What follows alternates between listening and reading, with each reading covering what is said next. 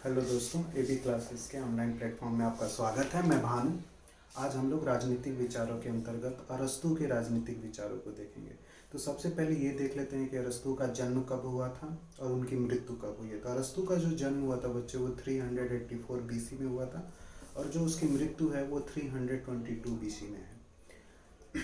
Political science का father जो हम मानते हैं वो एरिस्टोटल को मानते हैं बच्चे। जो पॉलिटिकल साइंस के फादर हैं वो एरिस्टोटल हैं, या फिर राजनीति शास्त्र के जो पिता हैं वो एरिस्टोटल हैं। और जो एरिस्टोटल है बच्चे, वो या जो अरस्तू है वो प्लेटो का शिष्य था और प्लेटो के एकेडमी से पढ़ा हुआ था। और प्लेटो की जो एकेडमी थी उसमें सबसे बुद्धिमान बालक के रूप में जो था वो एरिस्टोटल ही था। इसलिए प्लेटो ने उसे अपने अकादमी का मस्तिष्क भी बोला है। तो कभी कभी परीक्षा के लिए महत्वपूर्ण हो जाता है कि किस व्यक्ति को अपनी अकादमी का मस्तिष्क बोलते हैं, ब्रेन ऑफ द एकेडमी किसे बोला जाता है। तो बच्चे वहाँ पे ऑप्शन में आपको एरिस्टोटल ही टिक करना पड़ेगा। दूसरा, जो मेसोडेनिया के किंग सिकंदर जो था वो स्टूडेंट था एरिस्टोटल का। तो ये भी आपको पता होना चाहिए कि जो महान सिकंदर, जिसके अंदर जिज्ञासा थी पूरे विश्व को जीतने की, उसका भी जो टीचर है वो एरिस्टोटल है बच्चे। और एरिस्टोटल ने पॉलिटिकल साइंस को जो स्टडी किया है, यानी राजनीति विज्ञान का अध्ययन जो एरिस्टोटल के द्वारा किया गया है, उसमें कहीं ना कहीं एरिस्टोटल ने वैज्ञानिक दृष्टिकोण को रखा है। दूसरी चीज़ें जर्नलिस्ट ध्यान में रखना है बच्चे कि जो एरिस्टोटल है वो राजनीति शास्त्र को सर्वोच्च विज्ञान बोलता है या परम विद्या बोलता है। तो हिंदी में सर्वोच्च विज्ञान या परम विद्या उसके द्वारा राजनीति शास्त्र को बोला जाता है।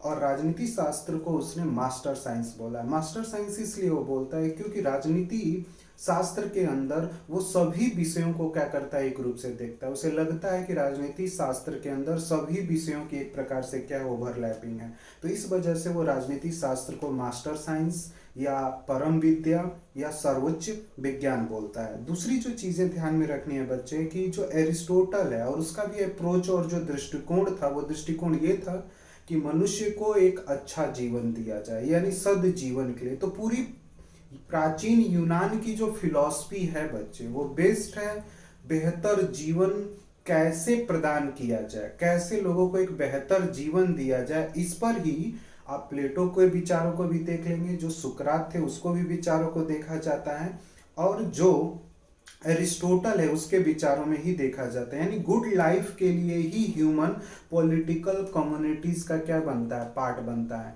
हम जो सोशल कम्युनिटीज के पार्ट हैं बच्चे, जो हम सामाजिक संगठन के जो हम भाग हैं, हम भाग इसलिए सामाजिक संगठन के बनते हैं क्योंकि मुझे अपनी आवश्यकताओं को क्या करना है, पूरा करना। तो मैं अपनी आवश्यकताओं की, मैं अपनी इच्छाओं की पूर्ति समाज के अंदर ही कर सकता हूँ। तो आवश्यकताओं की पूर्ति के लिए ही अरस्तु ने माना कि जो ह्यूमन है वो क्या करता है, पॉलिटिकल एसोसिएशंस का एक प्रकार से या पॉलिटिकल कम्युनिटीज के का पार्ट बनता है, पॉलिटिकल कम्युनिटीज का क्या होता है, भाग होता है। दूसरी चीजें, पहले से एक अप्रोच चली आ रही थी कि सभी सत्ता यानी जो अथॉरिटी होती है वो सभी जगह पे एक जैसी होती है। एरिस्टोटल के द्वारा इस चीज का खंडन किया जाता है और क्रिटिसाइज किया जाता है। और एरिस्टोटल ने बोला कि परिवार में, एक परिवार में और परिवार के अंदर जो परिवार ऑफ हेड होता है उसकी जो अथॉरिटी परिवार के अंदर है, और जो एक राजा है और उसके राज्य में उसकी जो अथॉरिटी है, दोनों में बहुत अंतर होता है। तो एक प्राचीन यूनान में ये फिलॉसफी चली आ रही थी कि नहीं, जो अथॉरिटी होती है वो हर जगह पे अथॉरिटी क्या होती है, एक जैसी होती है। उसने बोला कि नहीं, हर जगह पर एक जैसी अथॉरिटी, हर जगह पर एक जैसी सत्ता नहीं होती है। सत्ताएं जो होती हैं वो क्या होती हैं, अलग अलग होती हैं, और हर एक सत्ता का अपना एक क्या होता है, रोल होता है, अपनी एक क्या होती है, भूमिका होती है। इसको एक एग्जाम्पल से उसने समझाया। मनुष्य के संपूर्ण सामाजिक जीवन को अपने अंदर समेट लेती है, यानी जो राजनीति है मानव के संपूर्ण जीवन को राजनीति अपने अंदर क्या कर लेती है, समेट लेती है। लेकिन राजा या शासन के संचालन में जिस सत्ता का प्रयोग किया जाता है वह दास के ऊपर स्वामी की सत्ता से, पत्नी के ऊपर पति की सत्ता से और संतान के ऊपर पिता की सत्ता से भिन्न होती है। तो यही मैं समझा रहा था कि अरस्तु ने इस जो सत्ता एक मान्यता बनी हुई थी प्राचीन यूनान में कि सभी जगह पे सत्ता जो होती है वो एक जैसी होती है। इस बात का वो खंडन करता है, यानी घर का मालिक और नौकर के बीच में जो संबंध है वो एक राजा और प्रजा के बीच में संबंध नहीं होता है। राजा जो अपने प्रजा के ऊपर शासन कर रहा है, अपने अधिकारों को वैध बनाने के लिए जोर डाल रहा है, उस प्रकार की सत्ता आपको परिवार में नहीं दिखेगी। तो इसी आधार पर अरस्तु ने जो अथॉरिटी था उसको एक प्रकार से उसने क्या किया था, एक्सप्लेन किया था। दूसरी चीजें जो हमें देखनी होती है बच्चे, वो देखनी है method of the studying the politics, यानी उसने राजनीति को अध्ययन करने के लिए किस किस मेथड का इस्तेमाल किया है। तो जर्नलिस्ट जो एरिस्टोटल है बच्चे, उसने राजनीति को अध्ययन करने के लिए एक तो उसने एम्पिरिकल मेथड का यूज किया है और दूसरा उसने कंपैरेटिव मेथड का यूज किया था। और उसके जीवन में एक ही उसके सामने एक समस्या थी कि जो शासन प्रणाली अभी मैं देख रहा हूं उसमें मतलब जो शासन प्रणाली मैं अभी देख रहा हूं उसमें बहुत बड़े लेवल पर क्या है, एक राजनीतिक अस्थिरता है। तो जो राजनीतिक अस्थिरता है इसको कैसे ठीक किया जाए, इसके ऊपर उसका पूरा का पूरा क्या होता है बच्चे, फोकस होता है। और इस चीज को उसने सही करने के लिए उसने लगभग 158 कंट्रियों के केस हिस्ट्री को क्या किया, स्टडी किया। और उस केस हिस्ट्री के स्टडी के बाद यह भी उसे पता चला कि कोई पॉलिटिकल सिस्टम क्यों इतनी इनस्टेबल होती है और कोई पॉलिटिकल सिस्टम क्यों इतनी स्टेबल है। तो इसके बारे में भी उसे जानकारी हो जाती है। और इसी के आधार पर अरस्तु ने क्या किया था, वर्गीकरण किया था बच्चे, क्लासिफिकेशंस किया था। और क्लासिफिकेशंस उसने दो आधार पे किए। पहला जो आधार था उसमें बोला क्या शासन को एक व्यक्ति चलाता है, गिने चुने व्यक्ति चलाते हैं या बहुत सारे व्यक्ति चलाते हैं। तो पहला वर्गीकरण था कि एक व्यक्ति चलाता है शासन को, गिने चुने लोग चलाते हैं या बहुत सारे लोग चलाते हैं। और दूसरा वर्गीकरण किया कि शासन जो होगी वो सामान्य कोटि की है या भ्रष्ट कोटि की है। और इस चीज को उसने एक वर्गीकरण के द्वारा समझाया था जिसको हम लोग Aristotle cyclic of the change of government बताते हैं, जहां पर उसने बताता है कि एक cyclic change of the government आपको दिखेगा। कोई भी पॉलिटिकल सिस्टम अपने आप में ठीक नहीं होती है, क्योंकि हर एक पॉलिटिकल सिस्टम के ऊपर आपको क्या करना पड़ेगा, एक रिस्ट्रिक्शंस रखना पड़ेगा। और रिस्ट्रिक्शंस होगा तभी वो पॉलिटिकल सिस्टम ठीक से काम कर रही है। अगर रिस्ट्रिक्शंस नहीं है, प्रतिबंध नहीं है, तो पॉलिटिकल सिस्टम हो सकता है कि करप्ट हो जाए, यानी सामान्य कोटि से वो भ्रष्ट कोटि में क्या हो सकता है, परिवर्तित हो सकता है। तो उसने जो शासन प्रणाली का वर्गीकरण किया था बच्चे, उसने 3 सामान्य कोटि में बताए थे और 3 जो उसने बताए थे भ्रष्ट बताया था, जिसको हम लोग प्रिवेंटेड फॉर्म भी बोलते हैं। और सामान्य जो रूप था उसका, उसको नॉर्मल फॉर्म बोला। यानी उसने बोला कि रूल ऑफ वन, जहां पे एक व्यक्ति का शासन है, वहां की सामान्य कोटि को उसने बोला कि मोनार्कीज है। मोनार्की सामान्य स्थिति में सही है, लेकिन मोनार्कीज पर अगर प्रतिबंध नहीं होगा तो हो सकता है कि मोनार्की जो है वो किस में कन्वर्ट हो जाए, डेस्पोटिज्म में, जिसको हम लोग निरंकुश शासन बोलते हैं। तो मोनार्कीज के ऊपर प्रतिबंध नहीं हुआ तो वो किस में बदल सकती है, डेस्पोटिज्म। तो पहला जो गवर्नमेंट है वो गवर्नमेंट है मोनार्कीज, दूसरा जो गवर्नमेंट है वो करप्टेड फॉर्म है जिसको हम लोग डेस्पोटिज्म्स बोलते हैं। और फिर डेस्पोटिज्म्स को लोग क्या करेंगे, हटाएंगे और उसके जगह पे क्या लाएंगे, एरिस्टोक्रेसीज। और एरिस्टोक्रेसीज का मतलब होता है रूल ऑफ अ फ्यू, यानी कुछ लोग जो होंगे, इन्हें गिने लोग जो हैं वो क्या करेंगे, शासन करेंगे। तो जिसको हम लोग क्या बोलते हैं, एरिस्टोक्रेसी। और एरिस्टोक्रेसीज का जो करप्टेड फॉर्म है बच्चे, उसको ओलियोग्रेसी बोला जाता है, ओलियोगार्गिक बोलते हैं, ओलियोगार्गिक। और ओलियोगार्गिक का जो हिंदू होता है गुट तंत्र, यानी उसमें से कुछ लोग होंगे, इन्हें गिने जो चुने लोग थे उसमें से कुछ लोग। और इसके बाद से जो शासन आएगा बच्चे, वो आएगा पॉलिटी। पॉलिटी सामान्य कोटि की शासन प्रणाली है और उसका जो प्रिवेंटेड यानी करप्ट फॉर्म जो है वो क्या है, डेमोक्रेसीज है। सोक्रेटी के समय से डेमोक्रेसीज को एक करप्टेड फॉर्म के रूप में क्या किया जा रहा था, स्वीकार किया जा रहा था। प्लेटो के समय में भी देखा गया कि प्लेटो जो है वो शासन प्रणाली में लोकतांत्रिक शासन प्रणाली का समर्थन नहीं करता है, वो करता है किस प्रकार की शासन प्रणाली को, राजतंत्रात्मक शासन प्रणाली को। और उनके राजतंत्रात्मक शासन प्रणाली में आप देखोगे तो एब्सोल्यूटरिज्म्स पूर्ण सत्तावादी विचार क्या होगा, दिखना शुरू हो जाएगा। तो पूर्ण सत्तावादी विचार जो था वो सुकरात के भी विचारों में हमें दिखा, प्लेटो के भी विचारों में दिखेगा, लेकिन एरिस्टोटल है उसके विचारों में पूर्ण सत्तावाद नहीं दिखेगा। एरिस्टोटल ने सबसे बेहतर शासन प्रणाली जिसको माना है, सबसे बेहतर पॉलिटिकल सिस्टम जिसको माना है, उसको हम लोग पॉलिटी बोलते हैं। क्योंकि पॉलिटी जो होती है बच्चे, वो एक प्रकार से क्या होती है, मिक्स्ड फॉर्म ऑफ द होती है। ठीक है, मिक्स्ड फॉर्म होगी किसका, पॉलिटी का और एरिस्टोक्रेसीज का। यानी पॉलिटी और एरिस्टोक्रेसीज को तुम मिला दोगे तो form of the political system is a polity. और जो पॉलिटी है वहीं से एक अप्रोच निकल कर आता है जिसको हम लोग मिक्स्ड कॉन्स्टिट्यूशंस बोलते हैं। तो जो मिश्रित संविधान है बच्चे, वो एक प्रकार का मध्यम मार्गीय है। बहुमत भी उसमें आ रहे हैं और शासन में बहुमत की भागीदारी होगी, लेकिन नीतियां निर्मित करने वाले क्या होंगे, गिने चुने लोग होंगे। पावर और अथॉरिटी को कंट्रोल करने वाले कौन लोग होंगे, गिने चुने लोग होंगे। लेकिन कहीं ना कहीं वो एक प्रकार से क्या होगा, बहुमत जो पॉलिटी है बच्चे, उसकी मांगों के अनुसार क्या करेंगे, काम करेंगे। तो जो मिक्स्ड कॉन्स्टिट्यूशन का जो कंसेप्ट है, उस मिक्स्ड कॉन्स्टिट्यूशंस जिसको हम लोग मिश्रित संविधान बोलते हैं, वो मिश्रित संविधान इसलिए बोला जाता है क्योंकि उसमें दो विशेषताएं हैं बच्चे। एक तो बहुमत शासन प्रणाली की विशेषताएं उसमें दिखेंगी, और दूसरी जो शासन प्रणाली दिखती है वो कौन सी दिखती है, एरिस्टोक्रेसीज दिखती है। तो उसमें दोनों प्रकार की शासन प्रणाली होने के वजह से ही मिश्रित संविधान का क्या होता है बच्चे, एक प्रकार से उसको मिश्रित संविधान की उसने क्या की थी, संज्ञा दी थी। तो कभी पेपर में पूछा जाएगा कि अरस्तु के अनुसार मिश्रित संविधान क्या है, तो बच्चे वहां पे मिश्रित संविधान में बताना है कि बहुमत प्लस अभिजात का जो समन्वय है उसी को एक प्रकार से हम लोग क्या बोलते हैं, मिक्स्ड कॉन्स्टिट्यूशंस बोलते हैं।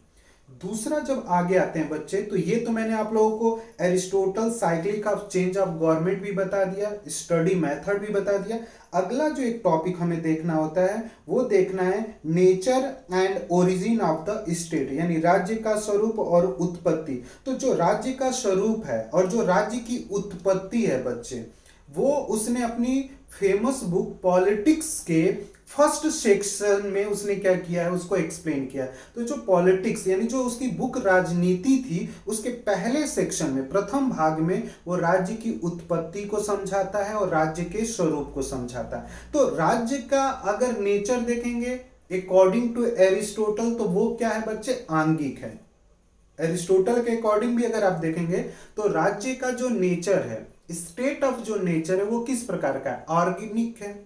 लेकिन आपसे ये पूछा जाए कि ओरिजिन ऑफ स्टेट क्या है, तो ओरिजिन ऑफ स्टेट में एरिस्टोटल मानता है कि state is a natural, state is a real, और state is a result of the development. जो स्टेट है बच्चे, जो राज्य है, वो कहीं ना कहीं एक प्रकार से किसका रिजल्ट है, परिणाम का, विकास का एक परिणाम है। जैसे मेरी कोई आवश्यकता है, उस आवश्यकताओं को पूरा करने के लिए मैं परिवार का क्या करता हूं, निर्माण करता हूं। मैं अकेले हूं तो मैं अपनी सभी आवश्यकताओं को पूरा नहीं कर सकता हूं। मैं अपनी आवश्यकताओं को पूरा करने के लिए मुझे किसी न किसी पार्टनर की जरूरत पड़ेगी, और उस पार्टनर से क्या होगा, फॉर्म ऑफ द फैमिली। और जो फॉर्म ऑफ द फैमिली है वो भी अपने आप में क्या है, अपूर्ण है, लेकिन प्रतिबंधित वो अपने आप को प्रतिबिंब कैसे करेगा, तो वो बताता है कि जो फैमिली है वो अपने आप में पूर्ण है, वो अपने आप में पूर्ण नहीं है, वो क्योंकि अपने आप में वो एक प्रकार से अपूर्ण है। थ्योरी ऑफ फॉर्म के अकॉर्डिंग सोचिए, जो सुकरात का आकृति का सिद्धांत है, जैसे हम लोग ट्रायंगल बनाते हैं, तो ट्रायंगल जब बनाएंगे तो ट्रायंगल देखने से लगता है कि वो ट्रायंगल है, लेकिन जब वास्तविक रूप में उसके सत्य को आपको खोजने की कोशिश करेंगे तो वो वास्तविक रूप में ट्रायंगल नहीं है, वो एक अपूर्ण ट्रायंगल होता है। और उस जो अपूर्ण ट्रायंगल है वही क्या करता है, एक परफेक्ट ट्रायंगल को रिप्रेजेंट करता है।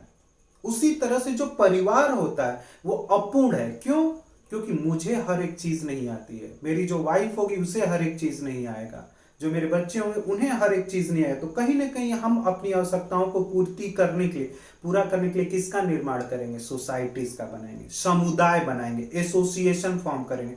और उसके बाद से हो सकता है कि समाज या ग्राम का निर्माण हो, और फिर ग्राम और समाज के द्वारा लोगों की आवश्यकताएं पूरी तरह से पूरी नहीं होती है, तभी लोग क्या बनाते हैं, राज्य। तो कहीं ना कहीं इसमें एक प्रकार का नेचुरल अप्रोचेज आपको दिखेगा बच्चे, प्राकृतिक पैटर्न, आपको नेचुरल एक पैटर्न दिखता है। इसके वजह से एरिस्टोटल बोलता है कि state is a natural, state is a real, and state is a result of the development. जो रिजल्ट है, जो स्टेट है बच्चे, वो एक प्रकार से रिजल्ट का क्या है, डेवलपमेंट है। और व्यक्ति जो है बच्चे, वो अपनी आवश्यकताओं को पूरा करने के लिए राज्य का निर्माण करता है, और माना जाता है कि राज्य जो है वो लोगों की आवश्यकताओं के पूर्ति के लिए बना है। तो लोग, जब राज्य लोगों की आवश्यकताओं के लिए पूर्ति बना है, तो अपनी आवश्यकताओं को पूरा करने के लिए लोग राज्य में संगठनों का निर्माण करते हैं, लोग राज्य के लिए नियम निर्मित करते हैं, और राज्य उन्हीं नियमों को अपनाकर क्या करता है, आपकी आवश्यकताओं को पूरा कर रहा है। ये चीजें आज और अभी की परिस्थिति में आप देख रहे हैं। राज्य जो है वो आपको एक अच्छा जीवन देना चाहता है, एक गुड लाइफ देना चाहता है, तभी तो कोरोना जैसे वायरस जो है वो आपके जीवन को क्या कर सकता है, समाप्त कर सकता है। तो राज्य के जो संगठन है वो लॉकडाउन को क्या कर रहे हैं, पूरी तरह से फॉलो करा रहे हैं। तो राज्य जो है वो आपकी आवश्यकताओं की पूर्ति के लिए बना है। कभी कभी होता है कि आप अपनी आपकी जो आवश्यकताएं हैं, उस आवश्यकता को आपसे कोई दूसरा बेहतर जानता है, और दूसरा बेहतर जानने वाली ही जो संस्था है बच्चे, वो क्या है, राज्य है। तो राज्य जो है वो आवश्यकताओं की पूर्ति के लिए बना। व्यक्ति के लिए राज्य आवश्यक है, ऐसा एरिस्टोटल मानता है। अगर राज्य जो आवश्यक नहीं है, तो किसके लिए जरूरत नहीं होती है राज्य की, एक तो ईश्वर को राज्य की जरूरत नहीं पड़ती, और दूसरे जानवर को राज्य की जरूरत नहीं पड़ती। लेकिन एक जो विवेकशील व्यक्ति है, उसे अगर अपने व्यक्तित्व का विकास करना है, तो राज्य के अंदर ही वो अपने व्यक्तित्व का क्या कर सकता है, विकास कर सकता है। इसीलिए मानता है कि राज्य जो है आवश्यक है। और जो राज्य की परिभाषा, तो उसने बोला कि जो ग्रामों के संयोग को आप क्या बोल सकते हैं, राज्य बोल सकते हैं। राज्य का जो निर्माण होता है वो ग्रामों के संयोग से होता है। और वहां पर एक चीजें समझाता है बच्चे कि यह प्रक्रिया जीवन की समान आवश्यकताओं को पूरी करने के उद्देश्य से शुरू होती है। तो जो आप ग्राम बना रहे हैं, परिवार बना रहे हैं, ये जीवन की आवश्यकताओं को पूरा करने के लिए। तो राज्य का जो निर्माण हुआ है बच्चे, वो किस लिए हो रहा है, गुड लाइफ के लिए, अच्छे लाइफ के लिए। और राज्य जो है वो एक प्रकार का स्वाभाविक नेचुरल एसोसिएशंस है। तो नेचुरल एसोसिएशन का जो आइडिया है बच्चे, वो एरिस्टोटल के आइडियाज में दिखता है। और अरस्तु के शब्दों में एक स्टेटमेंट कभी पूछ लेता है कि राज्य का अस्तित्व मनुष्य से पहले है, यानी the state is a prior to the man. यानी राजनीति शास्त्र में मानव की कल्पना राज्य के बाद की जाती है, जबकि इतिहास में मानव की कल्पना पहले की जाती है, राज्य और समाज की कल्पना जो है वो बाद में की जाती है। क्योंकि सबसे पहले राजनीति शास्त्र में हम पूर्ण को देखते हैं, जो अपने आप में संपूर्ण है उसको देखा जाता है, देन उसके बाद से उसके अंगों को देखते हैं। इसीलिए जो राज्य की प्रकृति है बच्चे, वो आंगिक है। कोई भी व्यक्ति किसी व्यक्ति के पूरे शरीर को पहले देखता है, देन उसके बाद से उसके अंगों को देखता है। तो जिस प्रकार उसके अंगों का विकास होता है ना बच्चे, उसी प्रकार से जो राज्य है उसके भी अंगों का विकास होता है। उसमें ग्राम एक अंग है, ब्लॉक एक अंग है, जिला एक अंग है, राज्य के ये अंग हैं। और कहीं ना कहीं ये अंग लोगों के अच्छे जीवन के लिए क्या कर रहे हैं, कार्य कर रहे हैं। सरकार के अंग आपसे पूछता है ना कि ऑर्गन ऑफ द गवर्नमेंट बताए, तो आप बताते हैं कि भाई एग्जीक्यूटिव है सर, जुडिशरीज है और लेजिस्लेचर है। उसी प्रकार से स्टेट के भी ऑर्गन्स होते हैं बच्चे, वो ऑर्गन होंगे तभी स्टेट फंक्शन कर सकता है। अगर ऑर्गन को स्टेट से आप सेपरेट कर दोगे तो उस ऑर्गन का इंडिपेंडेंट कोई एग्जिस्टेंस नहीं है। मेरे हाथ, मेरे शरीर में ये जब तक हाथ है तभी तक इसकी उपयोगिता है। जिस दिन इसको अलग कर दिया जाएगा उस दिन इसकी उपयोगिता क्या हो जाएगी, खत्म हो जाएगी। इसलिए राज्य जो है वो आवश्यकताओं की पूर्ति के लिए बना। तो जितनी भी संस्थाएं आप देखते हैं, स्कूल, विद्यालय, नौकरी, हॉस्पिटल, ये लोगों के अच्छे जीवन के लिए बताई जाती है। तो आपसे कभी पेपर में ये भी पूछा जा सकता है बच्चे कि नेचुरल एसोसिएशंस का कंसेप्ट किसके आइडियाज में हम देखते हैं, किसके विचारों में देखते हैं, तो बच्चे वहां पे एरिस्टोटल को देखना है। The state is a prior to the man, state की कल्पना, स्टेट का अजर्शन, जो अजप्शंस है वो मैन से पहले की जाती है। ये किसका आइडिया है, तो भी बच्चे वहां पे एरिस्टोटल को करना है। Man is by natural a political man, उसने माना कि व्यक्ति जो है वो क्या, एक सामाजिक प्राणी है। हम लोग कहाँ पे रहते हैं, समाज में रहते हैं, जहां भी जाएंगे हम समाज बनाएंगे। आप अभी जहां पे हैं वहां पे समाज, आपके समाज में आपके माता पिता, आपके दोस्त, आपके जॉब सर्किल में जो लोग हैं वो एक प्रकार से आपके समाज के भाग हैं, और कहीं ना कहीं आप उनकी आवश्यकताओं से क्या करते हैं, उनसे मदद लेकर आप उनकी आवश्यकताओं की क्या करते हैं, पूरी करते हैं। तो मनुष्य के लिए राज्य में रहना इतना स्वाभाविक है कि अरस्तु के शब्दों में मनुष्य स्वभावतः एक राजनीतिक प्राणी है। तो आपसे क्वेश्चन पूछा जाएगा बच्चे, man is by nature a political animal, ये किसके द्वारा स्टेटमेंट दिया है कि मनुष्य स्वभावतः एक राजनीतिक प्राणी है। तो वहां पे बच्चे एरिस्टोटल को क्या करना है, टिक करना है। तो आज के अरस्तु के राजनीतिक विचारों में बस हम इतना ही रखते हैं। आगे अगली क्लास में हम अरस्तु के राजनीतिक विचारों में और भी विषय पर क्या करेंगे, बातचीत करेंगे। तो आज के लिए बस इतना ही। Thank you.